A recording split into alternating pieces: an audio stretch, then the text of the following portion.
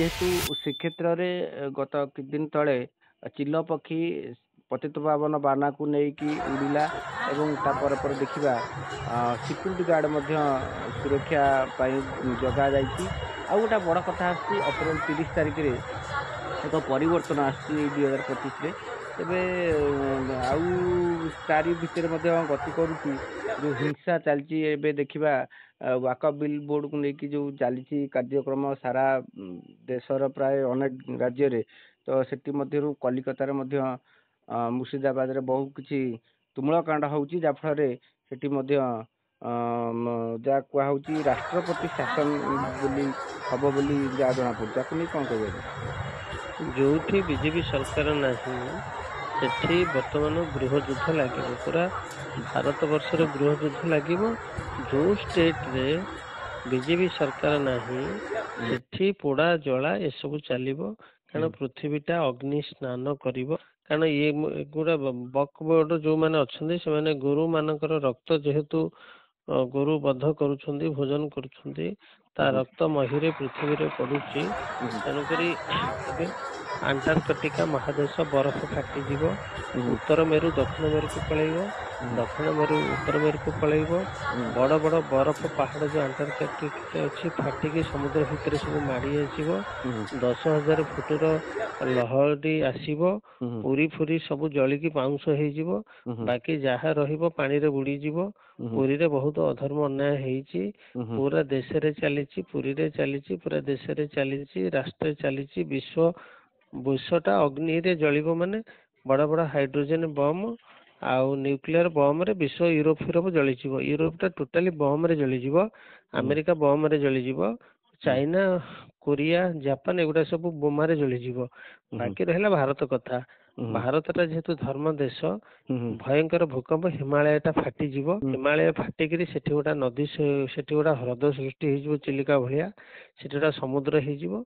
ତେଣୁକରି ବର୍ତ୍ତମାନ ଭୟଙ୍କର 9.0 ବର୍ତ୍ତମାନ ଭୂକମ୍ପ ଆସିବାକୁ ଯାଉଛି। ଏତେ ଭୟଙ୍କର ଭୂକମ୍ପ ହବ, ଦିଲ୍ଲୀ ଏନସିଆର ଏସବୁ ଜଳିଯିବ। ବାକି ରହିଲା ଏଇନା କିଛି ଦିନ ଆଗେ ଗୃହ ଯୁଦ୍ଧ ଲାଗିବ।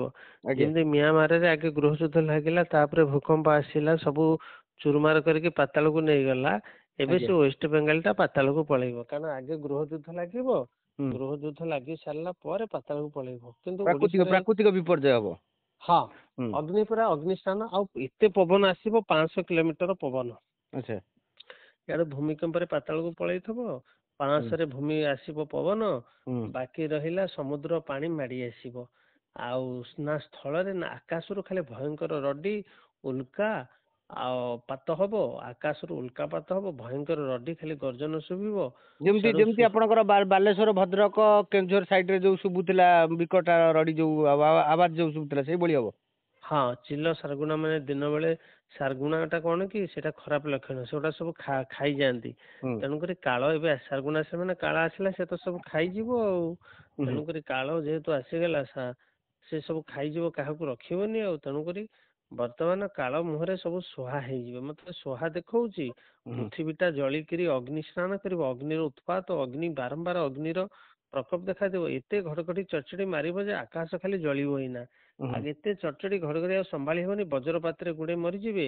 ଆଉ ଏତେ ଭୟଙ୍କର ବଜ୍ରପାତ ହବ, ଆଉ କିଛି କହିବାର ନାହିଁ।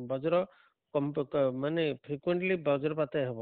ହେଲା ଭୂମିକମ୍ପକୁ ଆଉ କଣ୍ଟ୍ରୋଲ କରିହେବନି। ଆଗରୁ ତ ଭୂମିକମ୍ପ କଥା ଆପଣ ମାନଙ୍କୁ କହିଥିଲି। ଟାଇଟାନିକ ପ୍ଲେଟ ଏପଟ ସେପଟ ହବ କହିଥିଲି, ଆପଣ ମାନେ ଜାଣିଥିବେ, ଶୁଣିଥିବେ, କେତେ ଥର କହିଛି।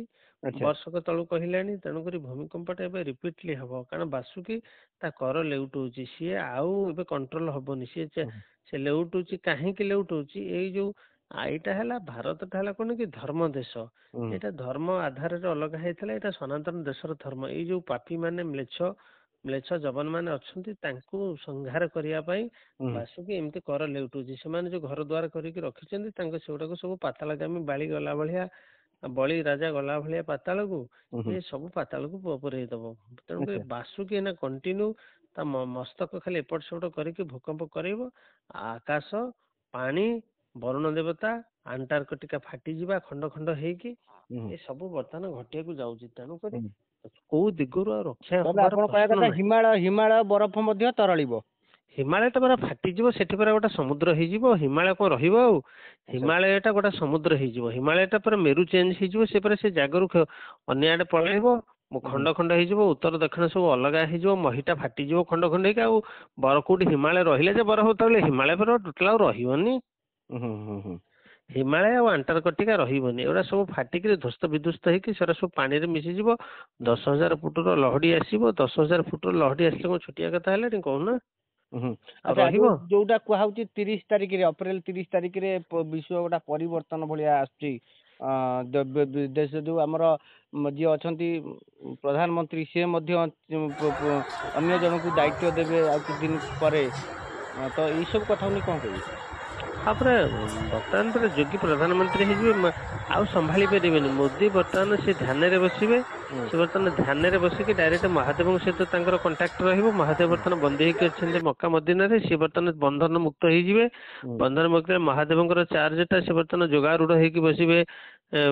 ଆମର ପ୍ରଧାନମନ୍ତ୍ରୀ ନରେନ୍ଦ୍ର ମୋଦି ସବୁ ଦାୟିତ୍ୱ ବର୍ତ୍ତମାନ ଯୋଉ ଗୃହ ଯୁଦ୍ଧ ଲାଗିବନି କି, ଗୃହ ଯୁଦ୍ଧକୁ ବର୍ତ୍ତମାନ ଯୋଗୀ ସମ୍ଭାଳିବେ। ସବୁ କଥା ନା Yogi, prime minister of Yogi. ଏବେ ଯୋଗୀ ଚାର୍ଜରେ, ପ୍ରାଇମ ମିନିଷ୍ଟର ଚାର୍ଜରେ ରହିବେ। ଆଉ ଆମର ପୂର୍ବତନ ହେଇ ବର୍ତ୍ତମାନ ଯେ ପ୍ରଧାନମନ୍ତ୍ରୀ ଅଛନ୍ତି ସେ ପୂର୍ବତନ ହେଇଯିବେ। ବର୍ତ୍ତମାନ ଯୋଗୀ ଆଗକୁ ବର୍ତ୍ତମାନ ଅତି ଶୀଘ୍ର ଭାରତର ତାର ଆଭାସ ମଧ୍ୟ ଦେଖାଯାଉଛି। ଯୋଉ ମମତା ବାନାର୍ଜୀର ଯୋଉ ତାଙ୍କର ଯୋଉ ସେଠି ଚାଲିଛି, ସେ ମମତା ବାନାର୍ଜୀ କଥାକୁ ମଧ୍ୟ କାଉଣ୍ଟର କରୁଛନ୍ତି ଯୋଗୀ। ପ୍ରଧାନମନ୍ତ୍ରୀ ନରେନ୍ଦ୍ର ମୋଦି ନିଜେ କରିପାରିଥାନ୍ତେ, କାହିଁ ଯୋଗୀ କଲେ? ତାର ଆଭାସ ସୂଚନା ଏଇଠି ଦେଖାଉଛି ଆଗାମୀ ଦିନରେ ସେ ପ୍ରଧାନମନ୍ତ୍ରୀ ହେବେ। ଆଗାମୀ ଦିନରେ ନାହିଁ, ଏବେ ହେବେ ପରା। ଆଗାମୀ ଦିନ କୋଉଠି ଆଇଲେ କି? ଏବେ ବା ହବାକୁ ଯାଉଛନ୍ତି ଅତି ଶୀଘ୍ର। ବର୍ତ୍ତମାନ ସମୟ କହୁଛି ଭଗବାନ ବର୍ତ୍ତମାନ ଯୋଗୀ କି ରାଜମୁକୁଟ ବସେଇବାକୁ ପଡିବ। ସେ ଦବାକୁ ବାଧ୍ୟ। କାରଣ ବର୍ତ୍ତମାନ ଗୃହ ଯୁଦ୍ଧ ଲାଗିବ, ତ ଗୃହ ଯୁଦ୍ଧକୁ ମୋଦି ଫିଟ୍ ନୁହଁ, ଗୃହ ଯୁଦ୍ଧକୁ ହେଲେ ଯୋଗୀ ଫିଟ୍। କାରଣ ଏବେ ଯୋଉ ଜିନିଷ ଚାଲିବ, ଗୃହ ଯୁଦ୍ଧଟା ଏମିତି ଏଇନା ଭୟଙ୍କର ଚାଲିବ। କାରଣ ଏଇ ଲୋକ, ଏଇ ପିଲାମାନେ ତ ଏଇ ଜେନେରେସନ ଦେଖି ନାହାନ୍ତି। କାରଣ ଏଇ ଯୋଉ ଅନାର୍ଯ୍ୟ ଯବନ ମ୍ଲେଚ୍ଛ ଅଛନ୍ତି, ଏ କାଶ୍ମୀରରେ ବହୁତ ଉତ୍ପାତ କରିଥିଲେ। ଆଉ ଇରାନରେ ବି କରିଛନ୍ତି, ଆଫଗାନିସ୍ତାନରେ କରିଛନ୍ତି, ପାକିସ୍ତାନରେ କରିଛନ୍ତି, ବାଂଲାଦେଶରେ କରିଛନ୍ତି, ମିଆଁମାରରେ କରିଛନ୍ତି। ଇଏ ଜାତି ଏଗୁଡା ହେଲା ଗୋଟେ ଅସୁର ପ୍ରଜାତିର। ଏଗୁଡା ସବୁ ମଣିଷ ନୁହେଁ, ଏଗୁଡା ସବୁ ଦୁଇ ଗୋଡିଆ ଅସୁର। ଏଗୁଡା ଅସୁର ଗୁଡା। ତେଣୁକରି ଆକୁ ଏଇ ଯବନ ମ୍ଲେଚ୍ଛକୁ ସଂଘାରକୁ ଗୋଟିଏ ରହିବେନି, ସବୁ ମୂଳପୋଛ ହେଇଯିବେ, ତାଙ୍କର ବିହନ ରହିବନି। କଲିକତା ପରିସ୍ଥିତି କଣ ହବ? କଲିକତାରେ ପୁରା ବର୍ତ୍ତମାନ ହିନ୍ଦୁମାନେ ରହିବେ, ଆଉ ଯବନ ମ୍ଲେଚ୍ଛ ଗୁଡାକୁ ସବୁ ସଫା କରିଦବ। କଲିକତାର ଯେଉଁ କାଳି, ସେହି ଯେ ଦେବ ସିଂହ ରଡି, ସେ ରଡି ଚମତ୍କାର ହେବ, ଚାରି ଦିଗକୁ ସେ ଶୁଭିବ, ଏକଥା ଯେବେ ନ ହୋଇବ, ଆମ୍ଭଶ୍ରୀ ମୁଖ ମିଥ୍ୟା ହେବ। ଅଚ୍ୟୁତାନନ୍ଦ କହୁଛନ୍ତି। ତେଣୁକରି କଲିକତା କାଳି ଟୋଟାଲି ସବୁ ଖାଇଦବ, ଗୋଟିଏ ରହିବନି, ସବୁ ଚୋବେଇକିରି ଖାଇଦବ। ସେ ଯବନ ଆଉ ମ୍ଲେଚ୍ଛ ଯେତେ ଅଛନ୍ତି ସବୁ ସଫା କରିଦବ, ଗୋଟିଏ ରଖିବନି। ଏ ଭୟଙ୍କର ରଡି ଦେଇକି ପୁରା କଲିକତା କାଳି ବାହାରିବ। ସେ ଯୋଉ ଫାଟିବନି କି, ଯୋଉ ଧରିତ୍ରୀଟା ଫାଟିବ, ଯୋଉ ଭୟଙ୍କର ରଡି ଦେଇକି ଯୋଉ ଉତ୍ତର ମେରୁ ଦକ୍ଷିଣକୁ ଯିବ, ସେଇପଟା ହଉଛି କଲିକତା କାଳି। ସେ ଯେତେବେଳେ ଆଁ କରିଦବ, ପୁରା ଫାଟିଯିବ ଧରିତ୍ରୀ, ସାଙ୍ଗେ ସେ ଉତ୍ତର ମେରୁ ଦକ୍ଷିଣ ମେରୁ, ସେ ହିମାଳୟଟା ସେଠି ପୁରା ସମୁଦ୍ର ହେଇଯିବ। ଆଚ୍ଛା, ତାହେଲେ ଏଇଭଳି ପରିସ୍ଥିତି ଆଗକୁ ରହୁଛି। ପରିବର୍ତ୍ତନ ଯୋଉ 30 ଯୋଉ ଅପ୍ରିଲ 30 ଏଇ ମାସର 30 ତାରିଖରେ ମଧ୍ୟ ମହା ପରିବର୍ତ୍ତନ ଗୋଟେ ଆସିବ। ହଁ, ଆସୁଛି ବିଶ୍ୱ ପାଇଁ ଆସୁଛି। ହଁ, ଆସୁଛି।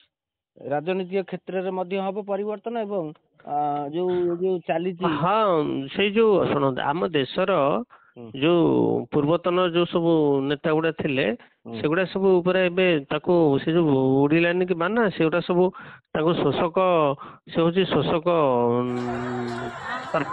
ସେଗୁଡା ସବୁ ଏବେ ବର୍ତ୍ତମାନ ଜେଲରେ ପଶିବେ। ପୂର୍ବତନ ସେ ଯୋଉ ଇଟାଲୀର ଗୋଟେ ଆଣ୍ଟୋନିଓ ମାଇନୋ ଆସିଥିଲା, ଆଣ୍ଟୋନିଓ ମାଇନୋ, ତା ପିଲା, ତା ଜୋଇଁ, ତାର ଯୋଉ ସାଥୀ ମାନେ ସବୁ ଜେଲକୁ ପଳେଇବେ ଏବେ।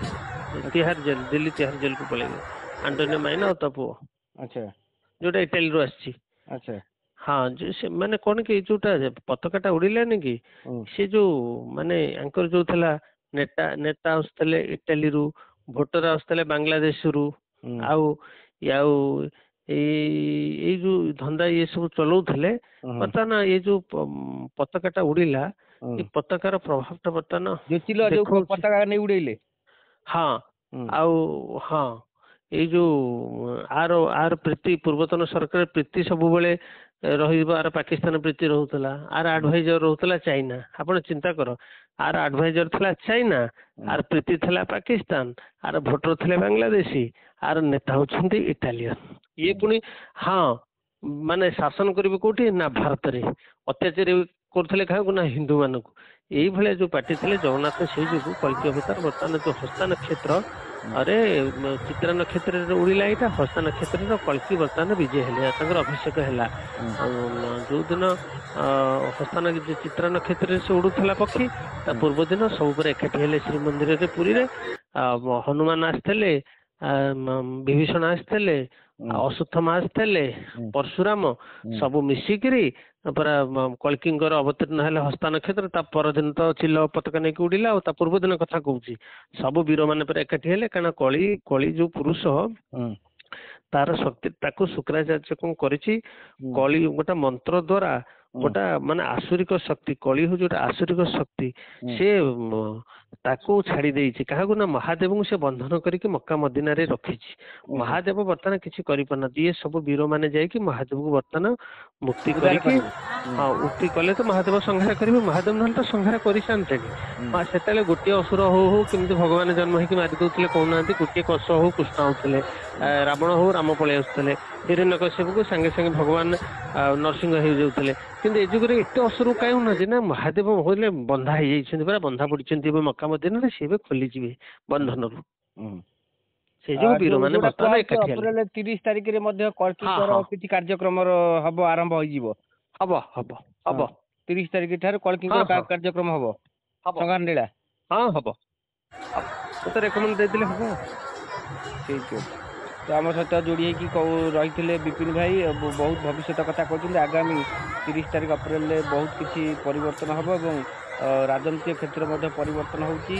ଆଉ ଯୋଉ ହିଂସା ଯୋଉ ଚାଲିଛି ସେ ମଧ୍ୟ ରାଷ୍ଟ୍ରପତି ଶାସନ ଆଗକୁ ମଧ୍ୟ ହବ। ଏବେ ଏଇଭଳି ପରିସ୍ଥିତିରେ ଏବେ ସାରା ବିଶ୍ୱ ବି ଗତି କରିବ। ବହୁତ ଅଛି, ଏବେ ଅଗ୍ନିକାଣ୍ଡ ଘଟଣା ଘଟିବ ଏବଂ ବାତ୍ୟା, ବନ୍ୟା, ଭୂମିକମ୍ପ, ଆଉ ଯୋଉଟା କୁହାଉଛି ହିମାଳୟ ସେ ମଧ୍ୟ ଫାଟିଯିବ। ଆଉ ବିଭିନ୍ନ ପ୍ରକାର ପଞ୍ଚଭୂତ ପ୍ରଳୟ ମଧ୍ୟ ଆଗକୁ ସବୁ ରହୁଛି। ଆଉ ତେବେ ଆମେ ପରବର୍ତ୍ତୀ ଏପିସୋଡରେ ପୁଣି ବିପିନ ଭାଇଙ୍କ ଠାରୁ ଆପଣଙ୍କୁ ଶୁଣିବା ପାଇଁ ଆମେ ଚେଷ୍ଟା କରି ଆଜି ପାଇଁ ରହୁଛୁ। ନମସ୍କାର, ଜୟ ଜଗନ୍ନାଥ, ଜୟ ପଞ୍ଚ, ହର ହର ମହାଦେବ।